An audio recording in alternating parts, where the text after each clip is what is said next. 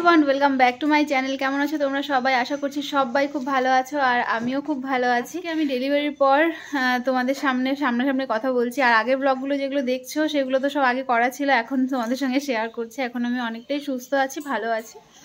আর আমার ছেলে হয়েছে না মেয়ে হয়েছে সেটা তো তোমাদেরকে আগের ব্লগে বলে দিয়েছি, তোমরা দেখেছো আশা করি।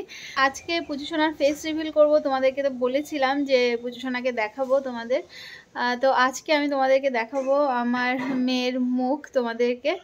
তো আমার মেয়ে কেমন হয়েছে, কার মতো হয়েছে, আমার মতো না তোমাদের দাদাভাইয়ের মতো, সেটা অবশ্যই দেখার পরে জানাবে। আর আমার লোকেশন দেখে বুঝতে পারছো আমি আছি হচ্ছে আমার বাপের বাড়িতে।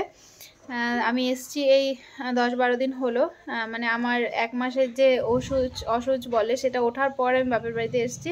তো পুজোসোনা এখন ঘরে শুয়ে আছে, তো আমি জাস্ট স্নান টান করে এলাম যে তোমাদেরকে ওকে দেখাবো। তো আর দেরি করাবো না, এবার তোমাদের পুজোসোনাকে তোমাদেরকে দেখাবো। তো কার মতো হয়েছে সেটা তোমরা অবশ্যই কমেন্টে জানিও, আর ওকে বেশি বেশি করে আশীর্বাদ করো। তো চলো ওকে দেখাই। তো এই যে পুজোসোনাকে নিয়ে চলে এসেছি, ও তো খুবই ছোট, ওকে এইভাবে আমি ধরেছি, জানি না কখন কান্নাকাটি করবে। তো এই দেখো, এই যে তোমাদের পুজোসোনা। ওকে কার মতো দেখতে হয়েছে, তোমাদের দাদা ভাইয়ের মতো না আমার মতো, সেটা অবশ্যই জানিও। মা হাই করে দাও সবাইকে। ওলে বাবলি, ওলে বাবলি, ওলে বাবলি। তো ওকে তো এইভাবে ধরে রাখাটা খুবই মুশকিল। তো চলো ওকে রেখে আসছি, তারপর তোমাদের সঙ্গে আবার কথা হচ্ছে। তো তোমাদেরকে দেখিয়ে দিলাম। তোমরা সবাই আমার মেয়েকে আশীর্বাদ করো, ও যেন ভালো থাকে, সুস্থ থাকে, আর ওকে যেন আমি মানুষের মতো মানুষ করতে পারি।